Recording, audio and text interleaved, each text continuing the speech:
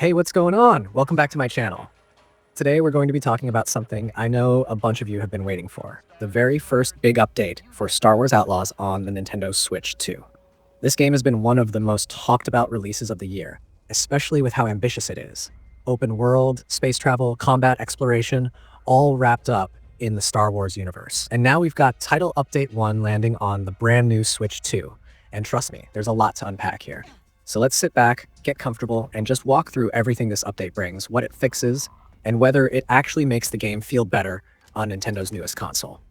So first off, let's talk about why this update even matters. When Outlaws first launched, especially on the Switch 2, a lot of players were really impressed that Ubisoft managed to get this massive game running on a handheld device. But at the same time, people noticed some hiccups. Things like NPCs not spawning properly, weird camera behavior, shadows popping in and out, and even issues with the user interface when switching controllers. These might sound like small details, but when you're playing a game that's supposed to be all about immersion in this huge Star Wars universe, those little cracks in the experience can pull you out of it fast. That's where this update comes in. Ubisoft is clearly paying attention to player feedback, because this first patch is focused on stability, visuals, and fixing those annoying little glitches that were breaking immersion. They didn't try to overhaul the game or add something massive right away. This update is about getting the basics right. And honestly, that's the smart move. A lot of us expected the Switch 2 version to need some fine-tuning, and now we're finally seeing it. So let's start with gameplay fixes, because at the end of the day, if the game doesn't play smoothly, it doesn't matter how good it looks. One of the biggest problems players were reporting was NPCs just not showing up when they were supposed to. Imagine being in the middle of the crashed mission on Tashara, and suddenly the characters you're supposed to interact with simply don't spawn.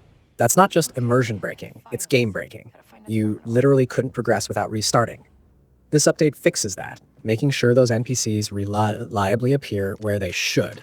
It's one of those fixes you don't really celebrate until you're the person who had to restart the mission 3 times because an important character just decided to take the day off. Traversal has also been polished up.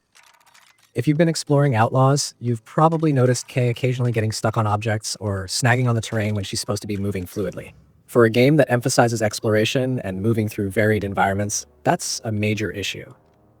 This patch smooths out some of those hiccups, so climbing, running, and sneaking around feels less clunky. On top of that, stealth in tall grass, a mechanic that's supposed to give you an edge, wasn't always working right. Sometimes enemies would spot you even when you were clearly hidden. Now, Ubisoft says that's been addressed, so stealth section should feel fairer and more predictable. That's going to make a difference for anyone who likes to take the quieter approach, rather than blasting everything in sight. Now, let's talk about graphics, because this was another big topic for Switch 2 players. The hardware is stronger than the original Switch, but with a game this big, there were still some compromises. One of the most common complaints was pop-in. You'd be running or using your binoculars, and suddenly objects and textures would just appear out of nowhere. That kind of thing can be really distracting, especially in an open world game where you're supposed to feel like you're exploring a seamless galaxy. According to the patch notes, Ubisoft has reduced that pop-in significantly, so now the world should feel smoother and more consistent as you move through it. Lighting and particle effects also got some attention. Smoke and lighting sometimes flickered or glitched out, and that's now been addressed. It might not sound huge, but Star Wars is a franchise that thrives on atmosphere. Those smoky cantinas, the neon city lights, the way blaster fire glows in the dark. When those visuals don't behave correctly, the game loses some of its magic.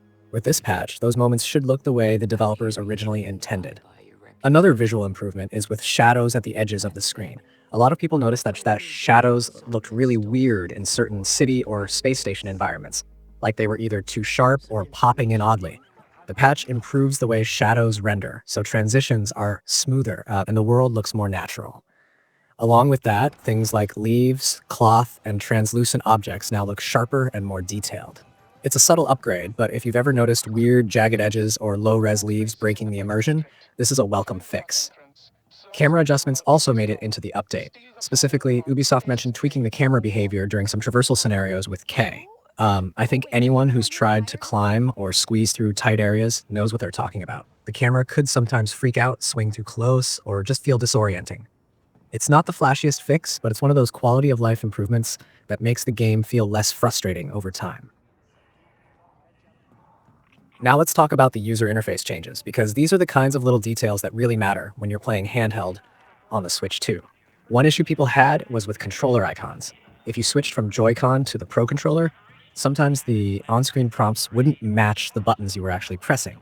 That's been fixed now, so the icons should always reflect the correct input device. On top of that, the Gadget Inventory HUD now properly scales with handheld custom scaling settings. That means if you were playing in handheld mode and the HUD looked too big or too small, it should now adjust to fit your screen in a more natural way. Small fixes, but they make a difference in how smooth and intuitive the game feels. And then we've got some story pack fixes. If you've been playing through the Wild Card story pack, you might have noticed that when you send Nyx to plant a card on an NPC, the game wasn't always properly highlighting those characters. That's been fixed, so it should be much clearer now when you're targeting someone. Over in the A Pirate's Fortune story pack, mynocks, those little bat-like creatures that latch onto ships, weren't always visible when they attached to your ship. Now they show up as they should, so you'll know exactly when you need to deal with them, instead of wondering why your ship's performance suddenly dropped. Taken all together, this first update isn't about overhauling Star Wars Outlaws on the Switch 2. It's not about new missions, new gear, or massive content drops. It's about stability, polish, and making sure the foundation of the game feels solid. And honestly, that's exactly what the Switch 2 version needed right now. This is a huge, ambitious game, and while it was already impressive that it could run on a handheld device at launch, you could feel that it needed more refinement. With this patch, Ubisoft is showing that they're committed to improving the experience and making sure players feel confident investing their time in this version of the game. Now let's talk a little bit about what this means in the bigger picture. Star Wars Outlaws is the first open-world Star Wars game we've really had on a Nintendo platform in a long time. And it's also one of the first big third-party releases optimized for the Switch 2. If Ubisoft nails the performance and keeps rolling out these updates, it could set the tone for how other big developers approach the system. Because let's be real, when people think of Nintendo consoles, they don't usually think of massive open-world AAA games from third-party publishers. But the Switch 2 is powerful enough to handle more than what we've seen on the original Switch, and Outlaws could prove that. I also think it's interesting to look at how the Switch 2 version compares to other platforms. Obviously, if you play on a high-end PC or a PlayStation 5, you're going to get higher frame rates, higher resolution textures, and probably faster load times. But what the Switch 2 brings to the table is portability. The idea of being able to explore a galaxy far, far away on the go, whether you're on the couch, on a plane, or just chilling outside, is something pretty special. The fact that the first big update focuses so heavily on visuals, fixing pop-in, cleaning up shadows, making materials look better, shows that Ubisoft really wants the Switch 2 version to hold its own. And speaking of performance, players have already been reporting that the game feels smoother after the patch. Fewer crashes, fewer weird stutters, and a generally more stable experience.